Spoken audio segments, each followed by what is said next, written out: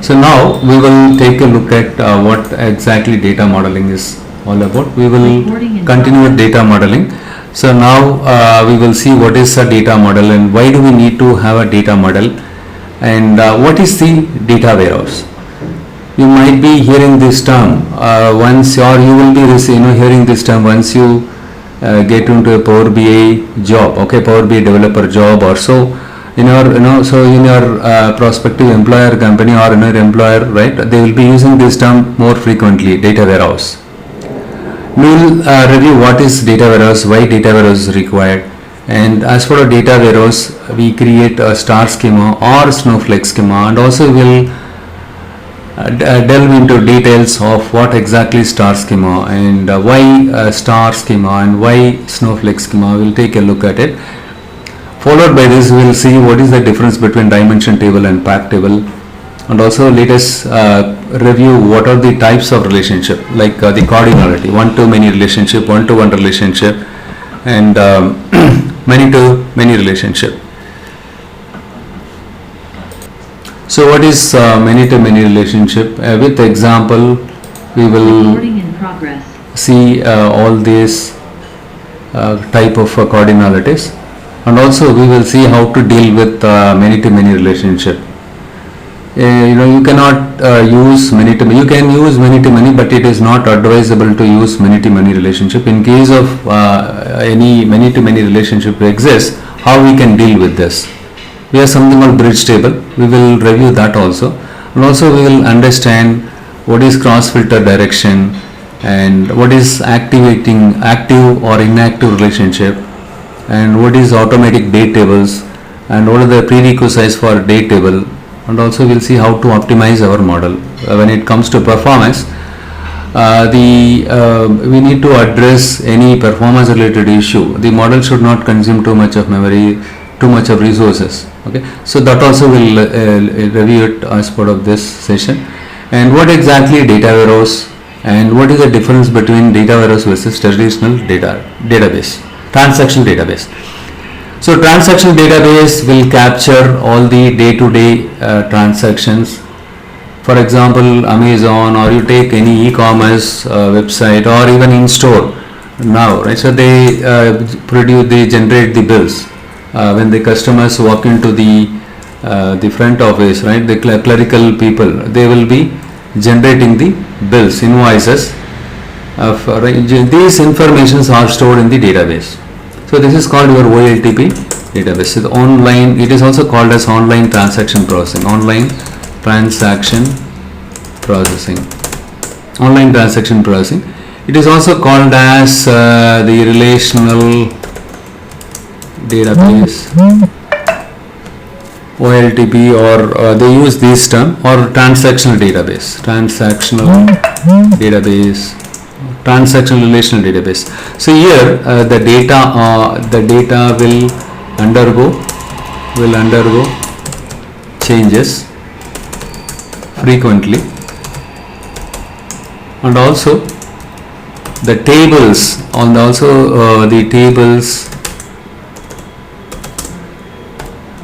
that are there in OLTP databases are normalized one. So what do you mean by normalized one? For example, you have a customer table. The customer table will have all the customer information. For example, customer ID and customer name and their contact number, address. Instead of address, they have something called address ID. And to get the address, they store the address detail in another table.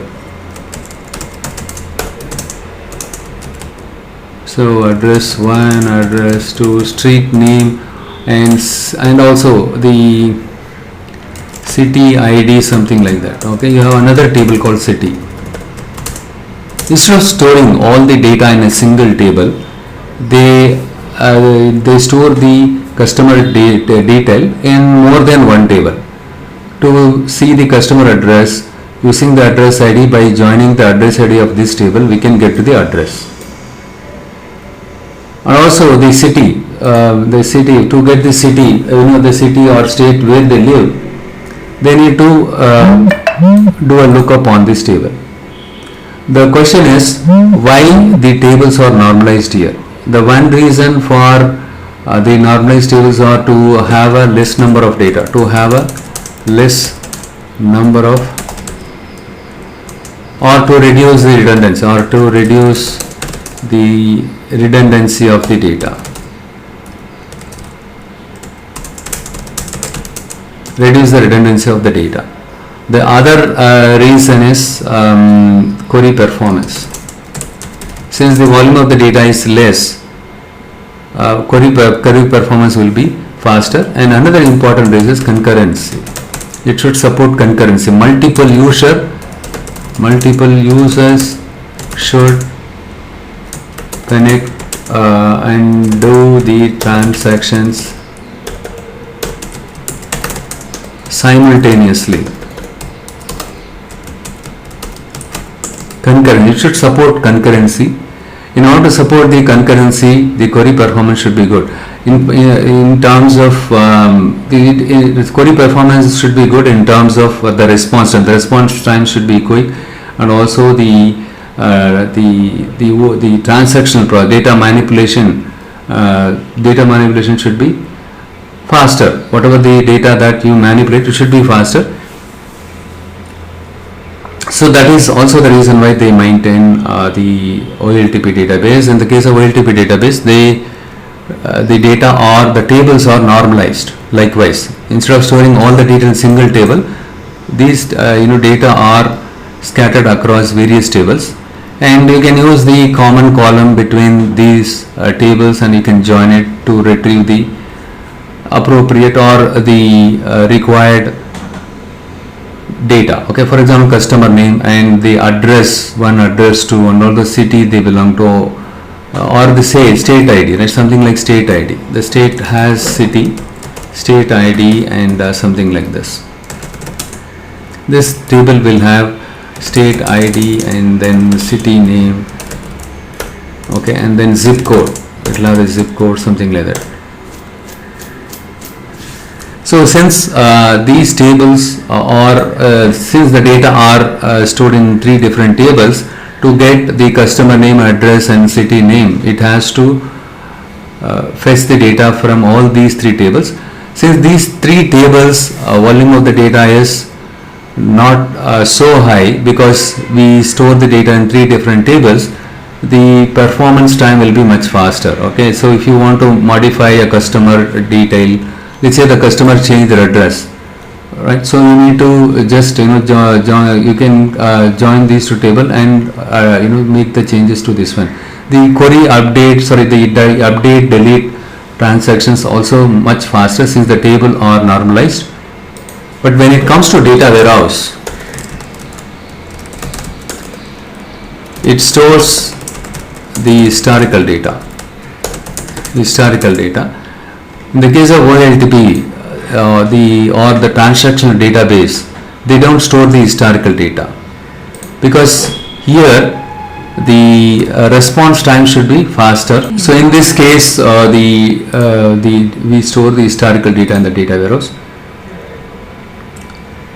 and also it is subject oriented. We store the subject area. We store subject areas in different schemas of data warehouse. For example, you have finance department and they wanted to do some kind of slicing and dicing. They want to generate reports or dashboard. There will be a separate schema for finance department, and also sales or marketing. So for each department, there is a separate schema will be stored in data warehouse, and these schemas will have the historical data. So the volume of the historical data will be determined based on each department's need. Supposing in the case of sales, I need last 3 years of the data to be stored, right? And also finance, they want 3 years of the data. Marketing, they need last 2 years of data. That is enough. Okay, so we capture and store the historical data, based on the need of each department. Some department need 3 years of data, last 3 years of data. Some department they need some cases 5 years of data or 10 years of data they needed. So hence data warehouse is subject oriented. Here is the definition for data warehouse. So data warehouse is subject oriented and integrated, time variant, non-volatile collection of data. So this data helps analysts to take informed decisions in an organization. This is the definition for data warehouse. In fact, the term data warehouse was coined by Bill Inman in 1990. He is the father of data warehouse. They used to call him as the father of data warehouse. What is subject oriented? It provides information needed to a specific subject instead of the whole organization's ongoing operations. For example, the subject areas like product information, sales data, supplier details, so on and so forth. Integrated. What is integrated? It is developed by combining data from multiple heterogeneous sources. You might be receiving the data in the form of flat files, JSON files, relational databases, or some other XML files. Okay, so in the case of data warehouse, we integrate the data from these various type of data files. Okay, and also time variant. So the data warehouse gives information from a specific historical point of time. So hence the data is categorized with a particular time frame. Supposing you want to do year to date sales analysis, or you want to perform year on year sales comparison, or month on month, what is the sales now and what is the sales in the last month, what is quarter to quarter analysis, you can do it, because we store the data from these, we store the data for a specific time frame. It's a time based data, so we store the data with timings. And non-volatile refers to the particular or the previous data that is not omitted. So whenever new data comes into a data warehouse, we don't remove the previous transaction. For example, a customer data is coming to our database. A customer is previously he was living in some location. Now he recently changed his address, and the previous record of the same customer will not be removed from the data warehouse. Instead, we will store both the previous and current address of the customers. Hence, you will have the history of the customer's information.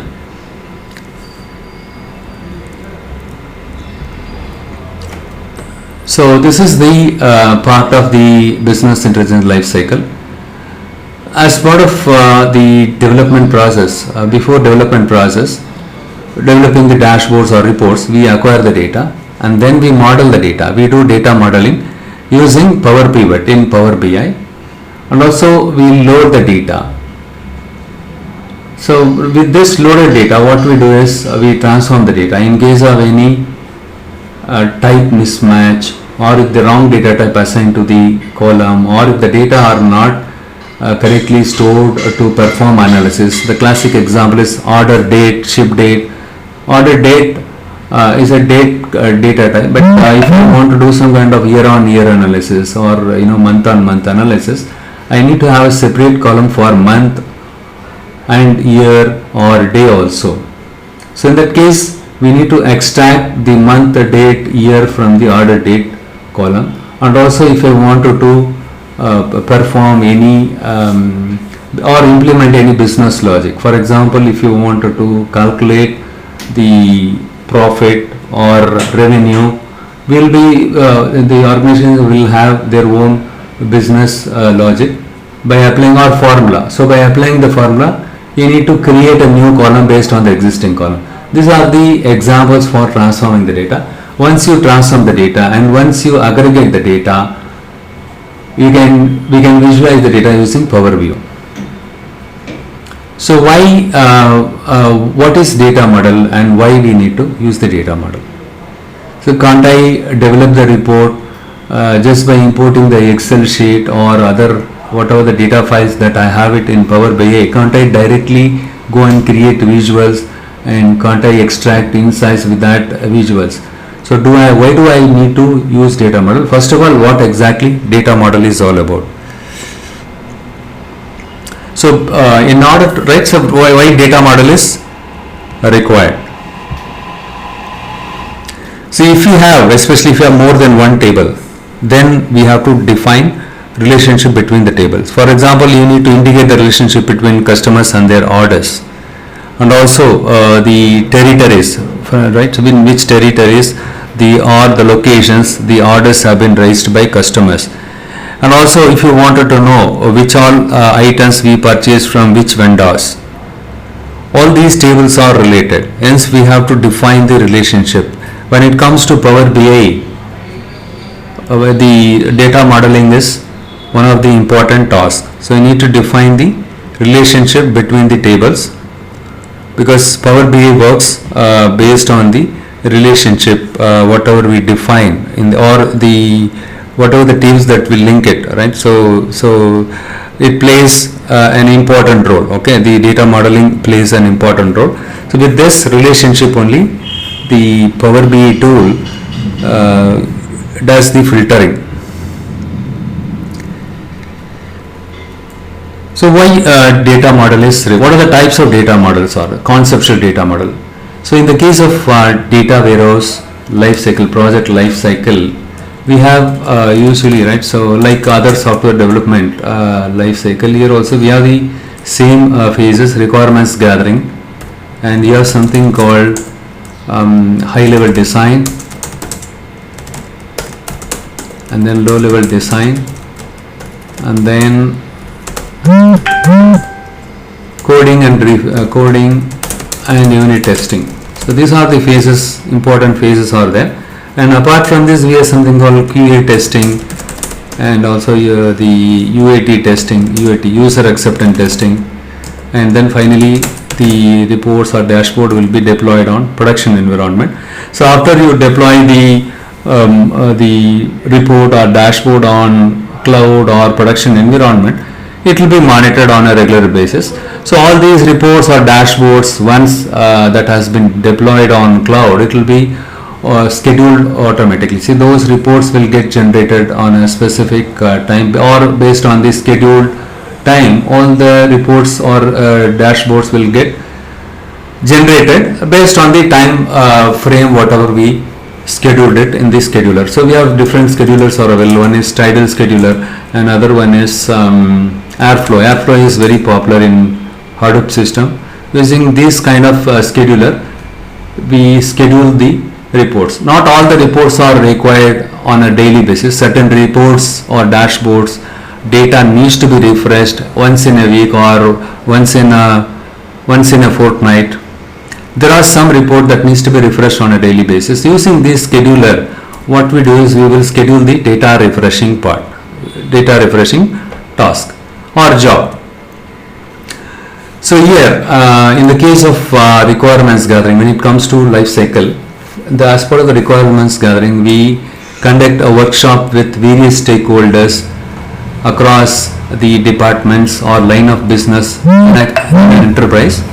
So we find out what are the pain points of each department. Currently they are forcing it, and also what are the requirements. What type of business queries that they needed.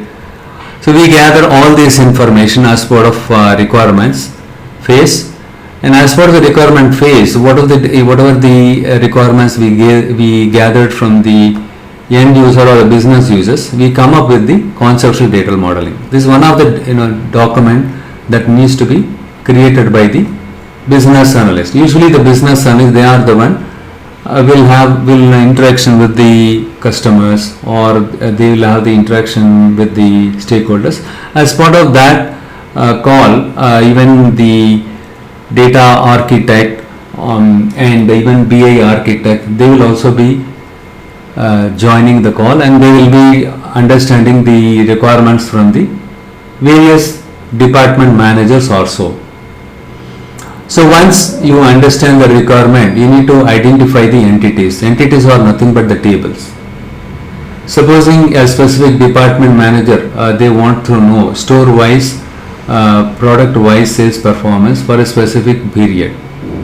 For the last 2 months, we wanted to find out the number of items sold product wise, store wise. In that case, you need to have these 4 entities, 4 tables. And the next step is logical model. The logical model, as part of the high level design, you will be doing it. So because once you complete the requirements gathering and as part of your design phase, you will get more clarity. Not just by coming up with the entities are sufficient. You need to know what attributes that are needs to be included in each entities or tables. So in this case, time. So these are the attributes that are required. These are the products, or these are the attributes are required to store it in this product table, and sales table requires this, and store table require all these attributes. This is how the business looks at the data. So they wanted to know not only the entities involved to answer their queries, and also they want to know what each entity has in it, what attributes it has in it. And the next step is the physical data model. So as part of low level design, we start identify the data type for the identified attributes as part of each entities. With this information, we will be creating the tables in the data warehouse also. Okay, in the case of data warehouse, as I told you, it will capture all the historical data. And once you identify all the tables that are required to generate the reports or dashboards, we store them in star schema. We will see what is star schema a little later. Now the question is, why do I need a data model?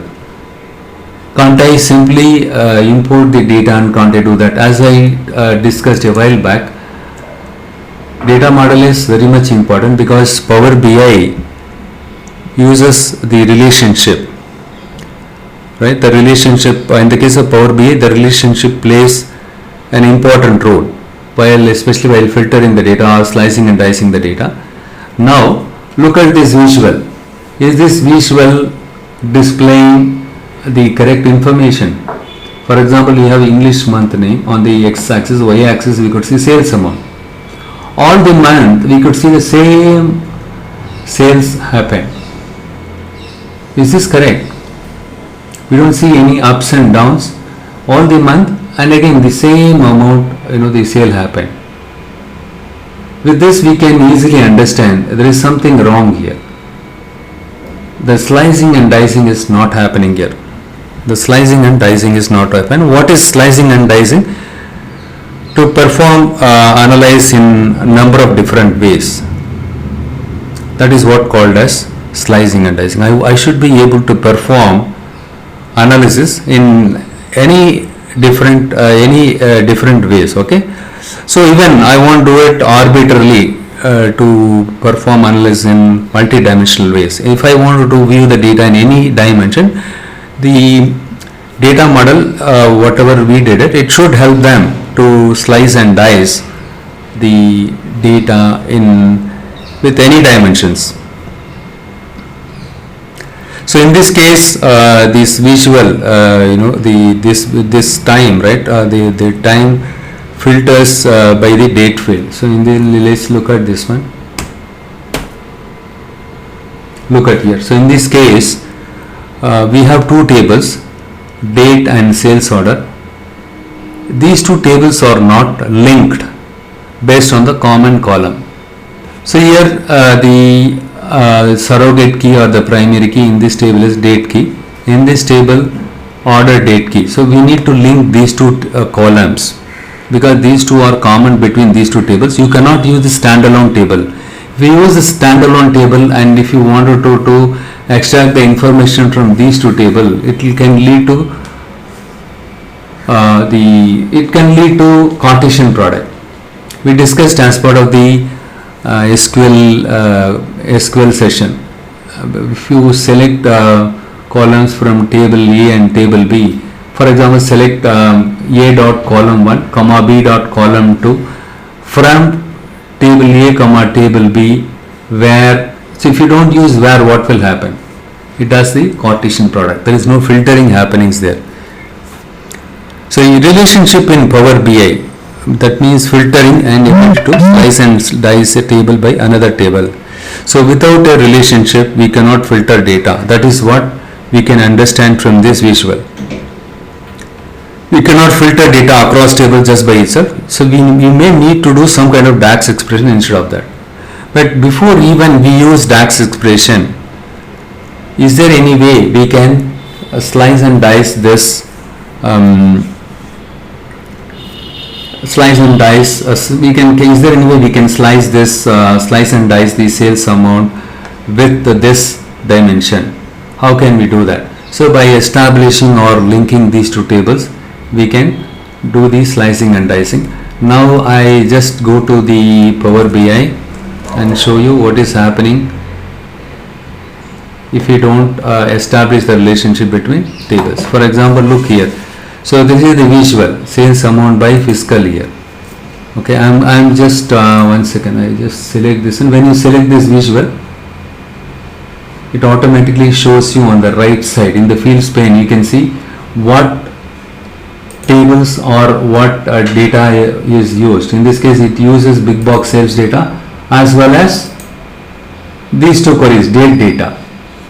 Okay, so in this case sales amount we are using it, and here we are using the fiscal year. With the fiscal year we plot this. So if I, for example, if I go to this data model, the date table and the sales data table got linked based on the common key.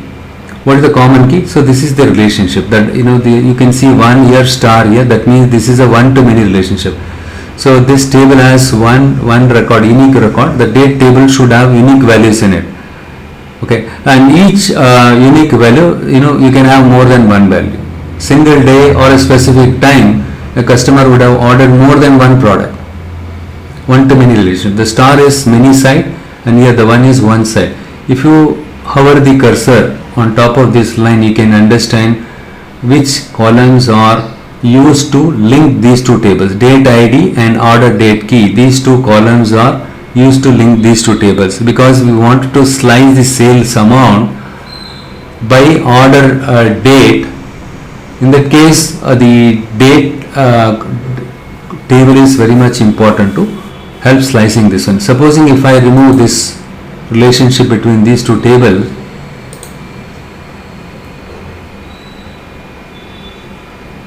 let's see what is happening. Look here, we don't see any ups and downs. The slicing and dicing is not happening. The date table is not filtering the sales amount by order date. The slicing and dicing is not happening because of lack of relationship between the tables. So now if I go and create the relationship or create a link between these two tables, you need to be very cautious when you drag and drop the common column between these two tables. You need to correctly drag and drop it. See here the date ID, I just dragged and dropped it on top of the order date key. So now the relationship is active. Okay, so we have something else called manage relationship. When you select this one, you can find out which column is used to link with which table. So this table, big box sales data, is nothing but our fact table. This is also called as a fact table. The rest of them are called as a dimension table. We have created a relationship between the fact table and the dimension tables. So here we have customer key and customer data. For example, in this case customer key. For example, here we have a customer table.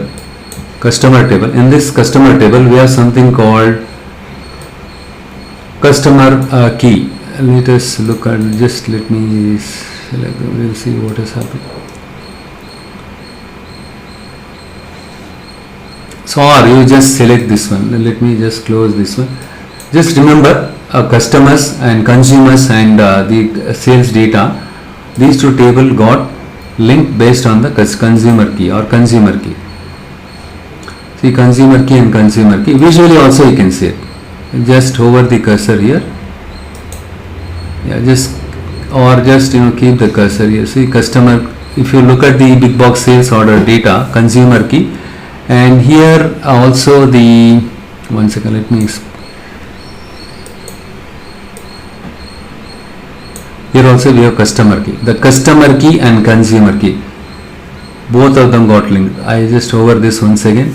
So consumer key on the customer key. If you look at the customer's data table, customer key column got highlighted, and the big box sales data, the consumer key column got highlighted. That means based on these two columns, these two tables are linked. So here if you notice it, here we have used customer key, whereas here consumer key. The column names or the naming convention of these two columns are, though it is different, but these two represent the same thing, customer key only. But here we use consumer key and here we use customer key. The common column between these two tables, right, need not to have the same name. It can have a different name also. But as a data modeler or data architect, you should be knowing which column can we use it between these two tables as a common column to join the tables. In this case, we have used the customer key because the customer key is the one in this table storing the customer key value, and here in this table the consumer key column stores the same customer key related data. Hence we join these two tables using customer key and consumer key. Either you can drag and drop the common column between these two tables. For example, here you can just drag it and drop it on top of the consumer key in order to create a relationship. Or you have an alternative to create a relationship between two tables. For example, here you can go new, and here also you can do it. For example, here you just select it. In my case, big box sales data is the fact table, and I want to link this table with the consumers data. Since we have already created the relationship, we don't have to do it. Even if you try to recreate it once again, it will throw some error or something like that. So here in this table, customer key, and here you have consumer key. These two columns are common between these two data sets. So there is already a relationship exists between these two columns. Hence we don't have to do it. So there are two different ways of establishing or creating a link between two tables. Either you can drag and drop the common column between these two tables. For example, in this case, customer key, you just drag and drop it on the consumer key. So the relationship will get created. The other way of doing it, I'll just remove this one and I'll show you how to create it manually. This also we did it manually, but using manage relationship, instead of dragging and dropping it, we can create with the help of manage relationship. Here what we can do is we select the big box sales data.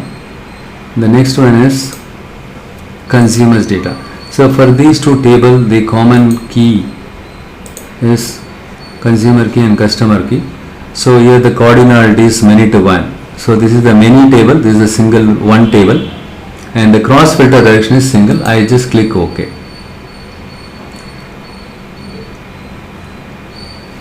Customer data table, the customer key, and the sales data table consumer key, these two columns got linked here. Right? So there is something called auto deduct here. You don't have to create the relationship between tables manually like this. When you import the tables into Power BI, it automatically deducts the relationship between tables. How it is possible? If you go to the file menu and you have an option called options and settings, when you select options,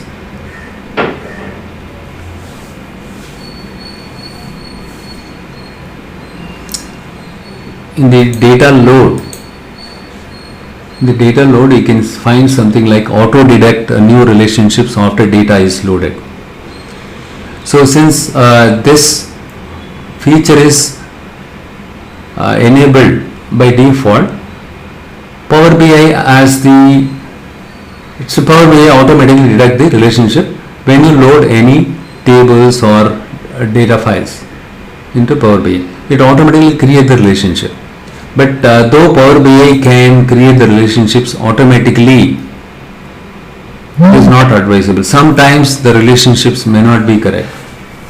It is always advisable to create the relationship manually. Supposing the customer has already created the data model, if they want you to add additional columns, 1 or 2 columns, if they want you to add it, and those columns are not the key column, then you can go and add it. Okay, in case of any changes to the key column, like customer key, right? In that case, you should be think twice. So why do we need to change the key column value? So usually we don't change the key column. In case of any additional columns that needs to be included, you can go ahead and include it. But when it comes to situations wherein you need to design all the tables, you need to identify all the tables, identify all the attributes, and you need to establish the relationship between all the tables from the ground up. In that case, it is advisable to disable this one, the default behavior of Power BI to detect the relationship automatically. You need to disable this one, and then you start do this one. When you disable this, you will not be able to see the links, right? These links between tables. Okay, so but when you import my files, what are the files that I shared it via GitHub?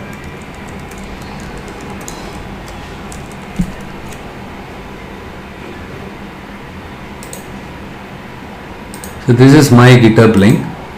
So I told you all to use this RAR file.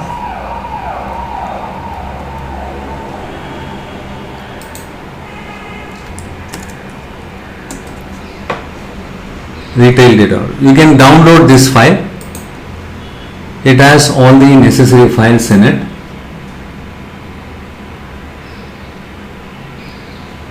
For example, here I am going to create a folder called retail, something like that. You can create some folder, and then you import this zipped file, and then you go to that folder,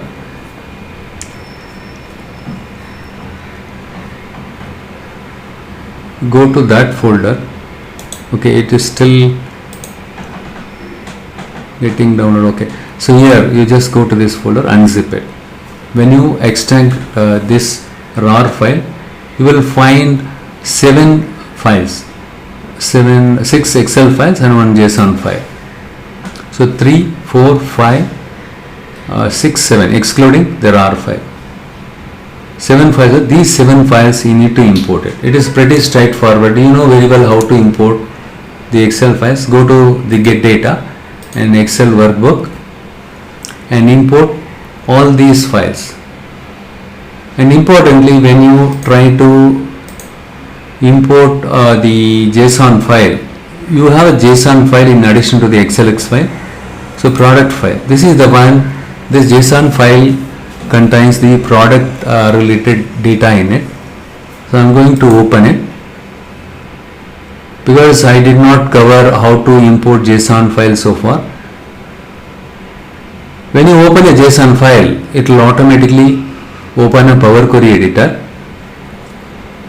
In the Power Query editor, you will find 2 columns when you open a JSON file. For example, if you select on this one list, you will find the record. Each record, what information is there. Each row, what columns are, what values are there, and what columns are there. Okay, you can see it this way, or you can go back like this in the previous one.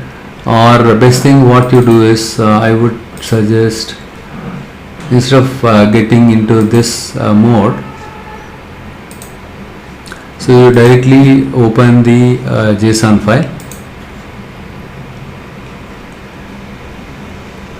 Open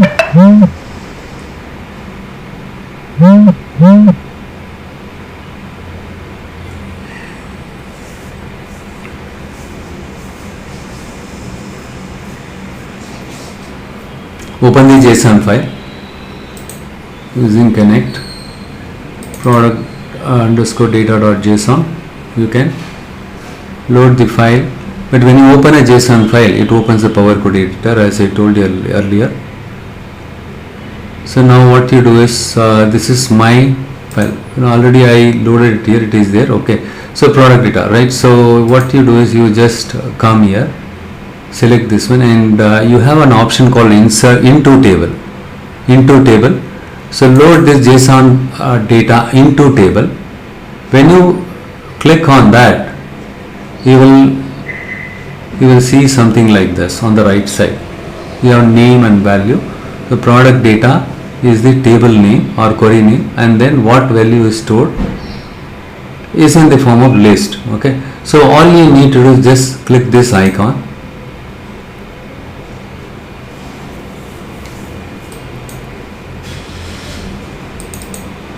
When you click this icon, you will have two options.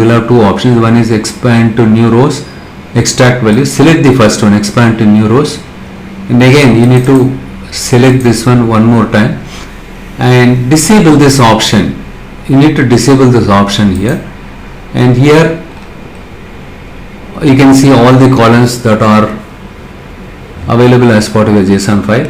So why should I disable this one? Otherwise it will unnecessarily prefix some other value, right? So some other naming convention will follow.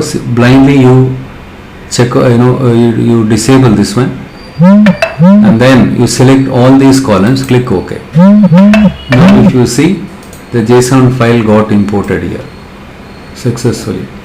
So you can see all the columns and also the corresponding data, but this one is not required.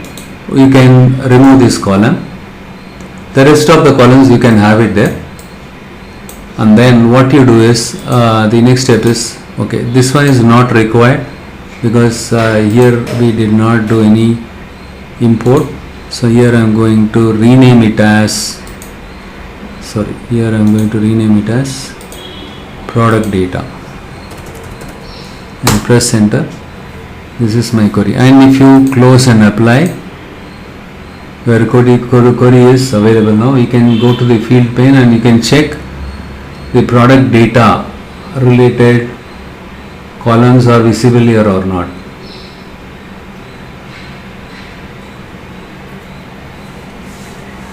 So like how I imported or loaded the JSON file into Power BI, the rest of the XLS file also you can import it into Power BI, and then you save it with some meaningful name. Okay, in my case I just imported or loaded the product data which was in JSON file, because you don't know how to, because I did not teach you how to import a JSON file, right? After importing the JSON file, how you need to convert that as a rows. So I showed you now. So with this thing, right, you can import the JSON file into Power BI. Rest of them are pretty straightforward. You don't have to do anything. Simply import the remaining 6 XLS files into this one, and then you can save it as some meaningful name. For example, save as, because in the already it is too late. In the next session, you all will be working along with me to establish the relationship between the tables, all these tables. Okay.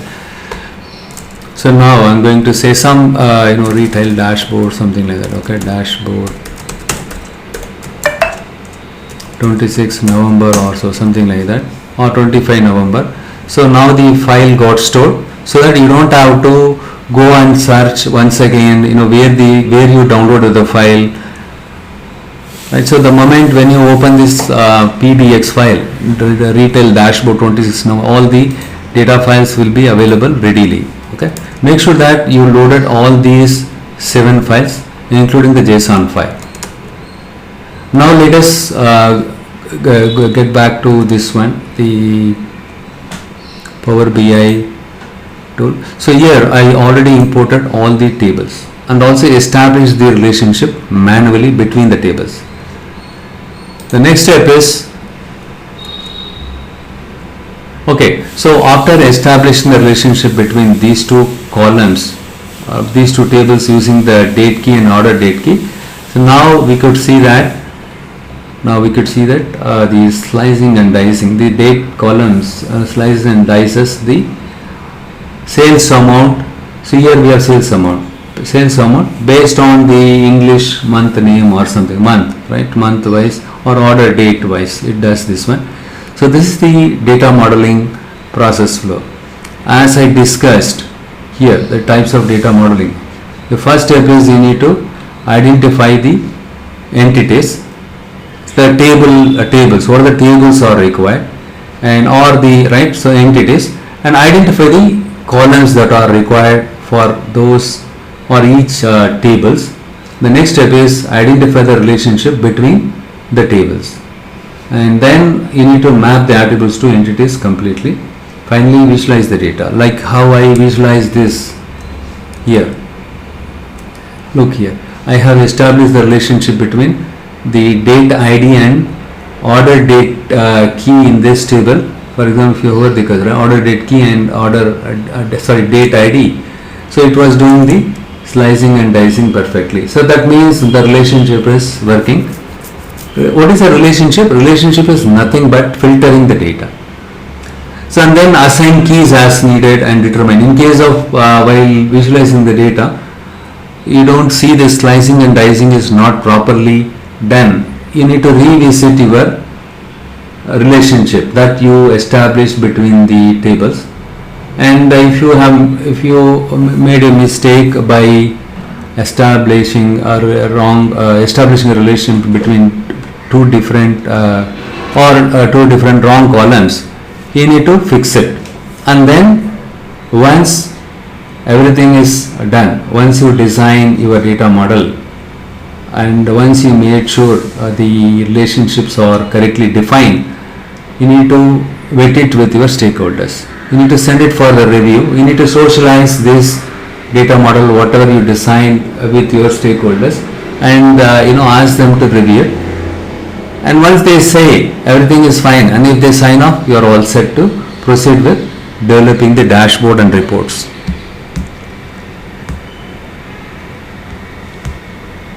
So now let us try to understand what is star schema.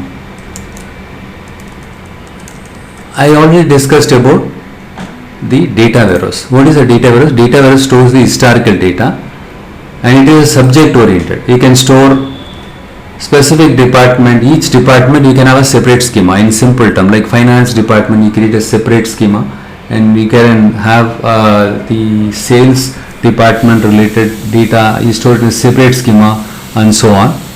It is subject oriented. It is historical, subject oriented, also time variant, and also it is non-volatile. That is what data warehouse. So what is subject area? So to create the subject area, right? Subject area is specific to a department. You just think that way.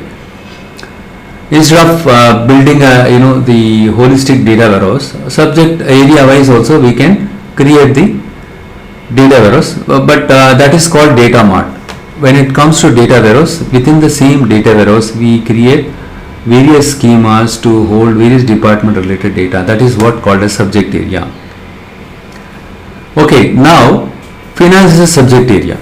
How do I design the data model here? Can I do normalization here? Normalization is, you cannot do normalization. Okay, if you do normalization, like if you split the data and store it across various tables, it will slow down the performance in the case of data warehouse. Why?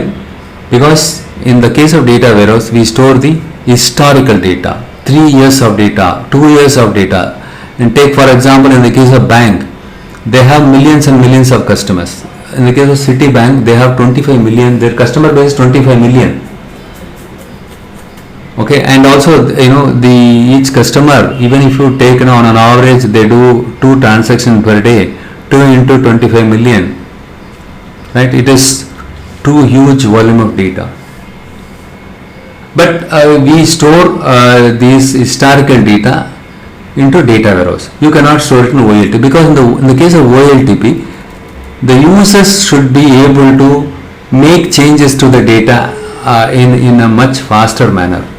For example, a customer is ordering 3 products in a single order. They are selecting 3 different products, and then they are about to check out. Before doing the checkout, they change their mindset. Oh, I don't need this product, I want to remove it, or I want to increase the quantity. Instead of buying 1, let me buy 2. So they can make changes, they can modify the transaction, they should be able to delete the transaction. Everything should happen in a matter of jiffy. If you have less number of data here, instead of storing the historical data in the OLTP, if you store the current data, that is enough.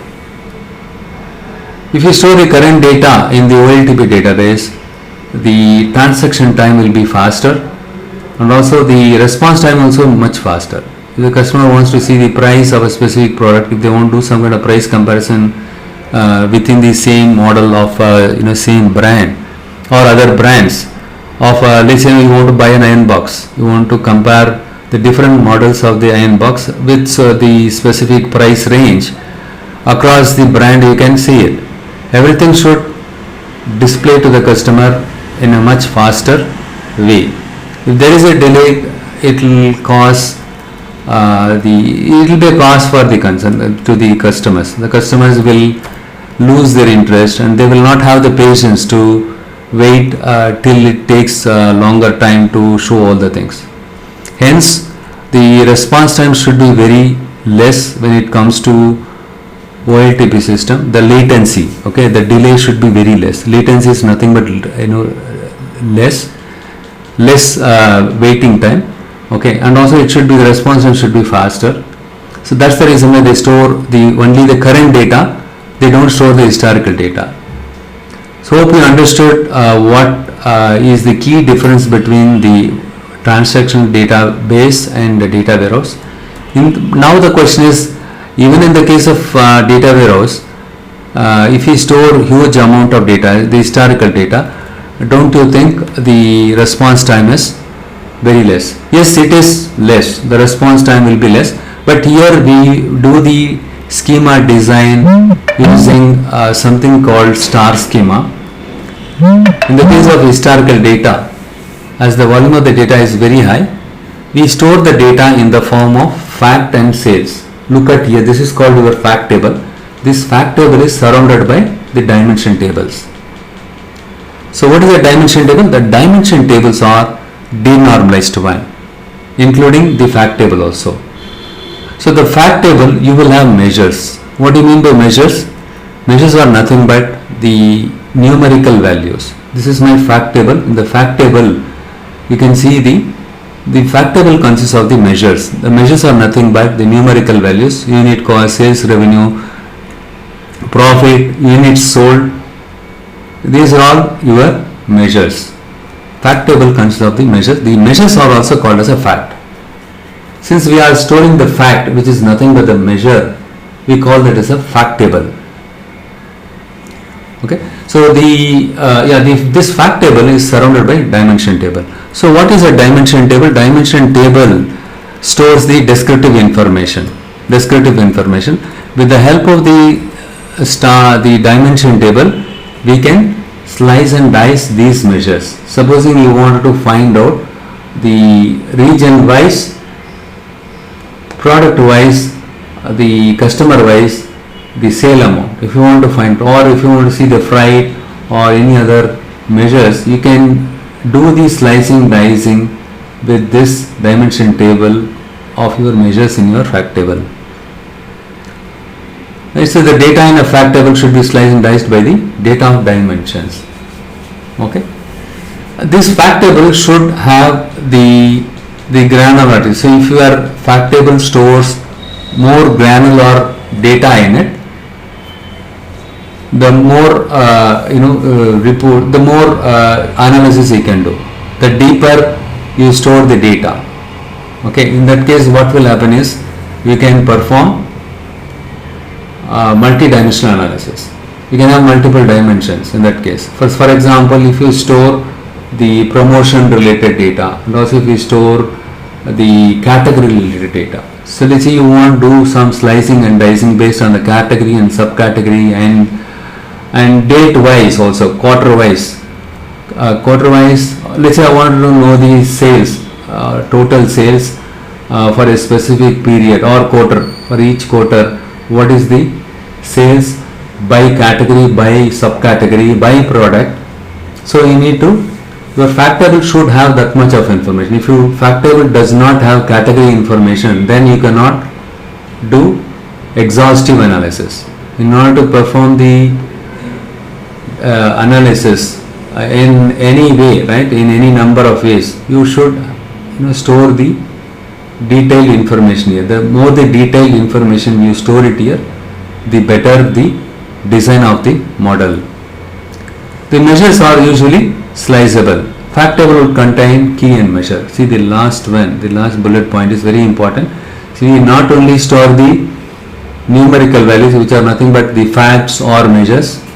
Along with this numerical value like freight and the sales amount, we store the keys also.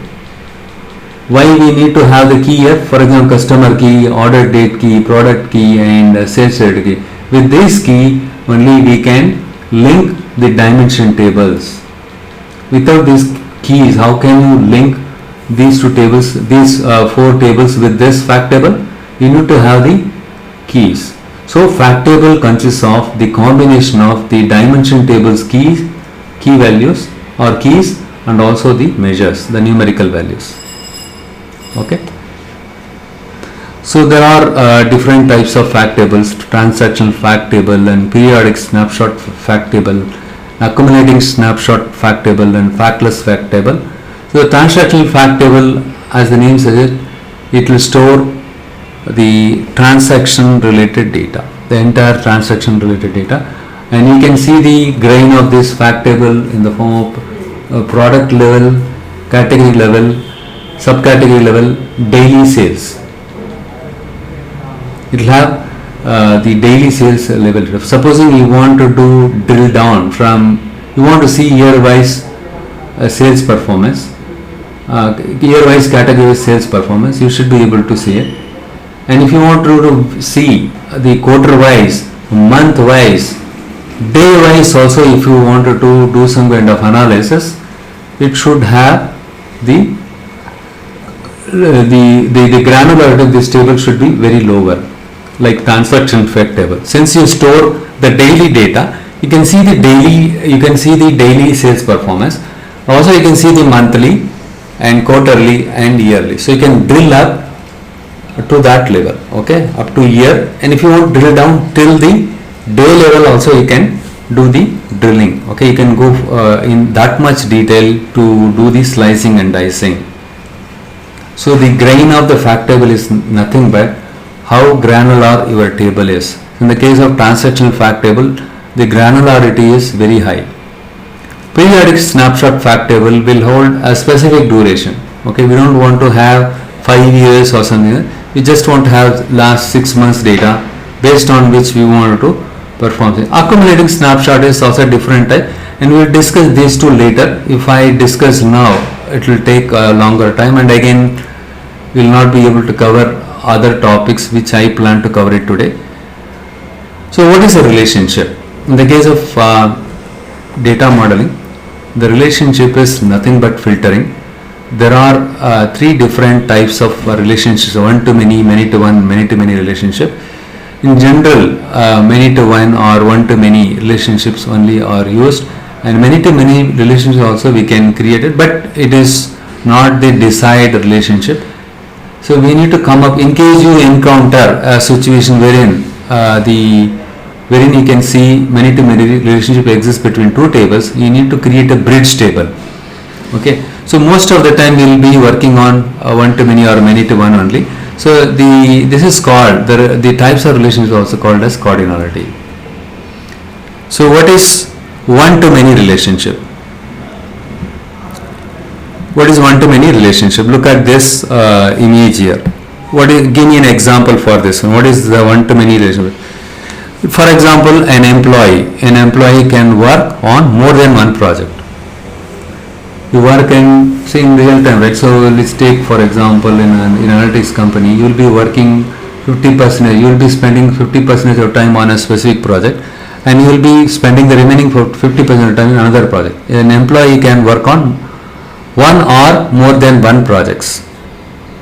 That is an example for one to many. And also a manufacturing company, a single manufacturing company can produce more number of products. Or other example, a single car. In the case of luxury car, they can have multiple models. They can produce, the car manufacturer can produce different models within the luxury category. So these are the examples for one to many. And what is many to one? What is a many to one relationship? Many to one relationship is supposing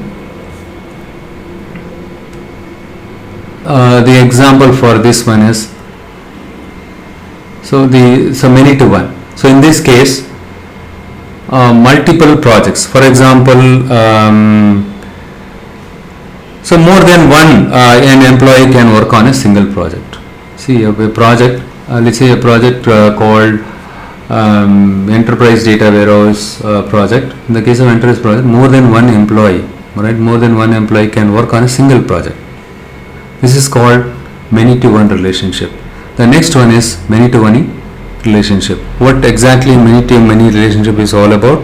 Supposing you have something like let's say the relationship between orders and product table. You can order various products. A customer can order various products when placing an order, and each product is contained in 0 or more orders. Each product is contained in one or more than invoices. This is a classic example for many to many relationship. In this case, you need to have a bridge table to address the many to many relationship. In that case, what you need to do is you need to create a relationship between order and a bridge table, and then the bridge table and the product table. So here we will take a look at this also in the next session. Next comes the date dimension. As we have seen here,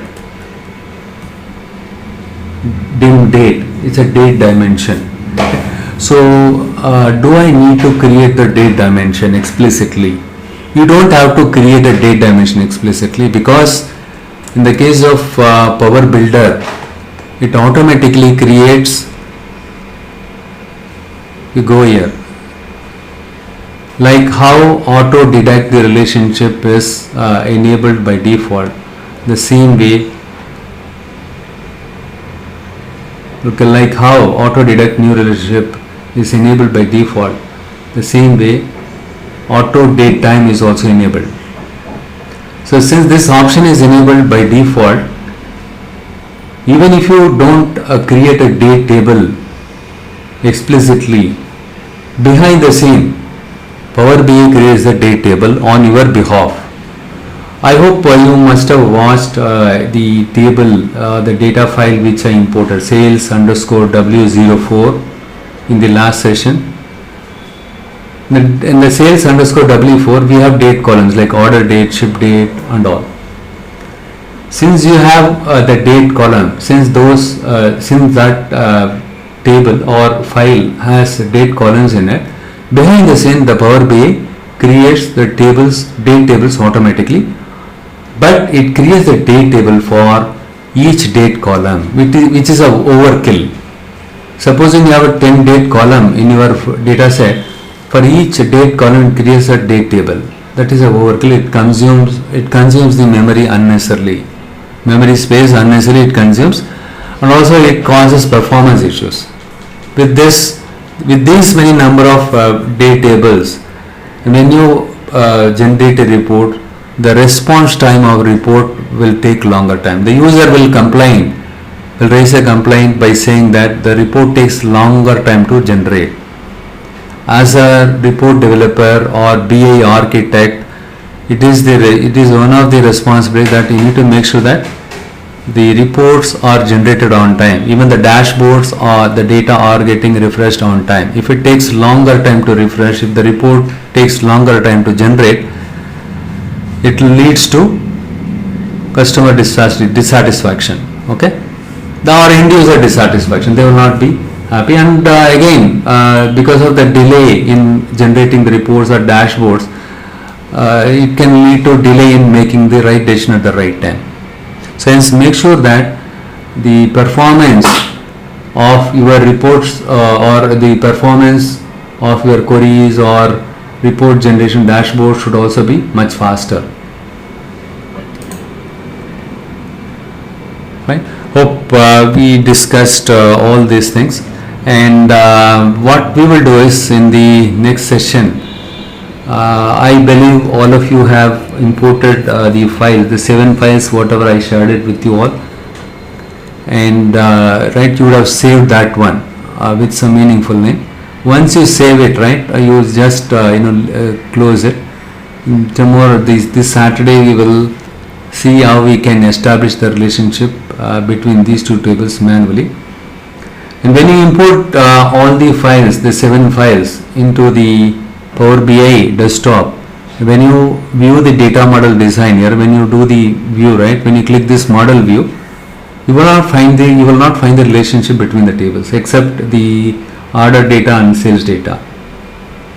Though by default this option enabled in your system auto detect the relationship, it will not have the relationship between the tables.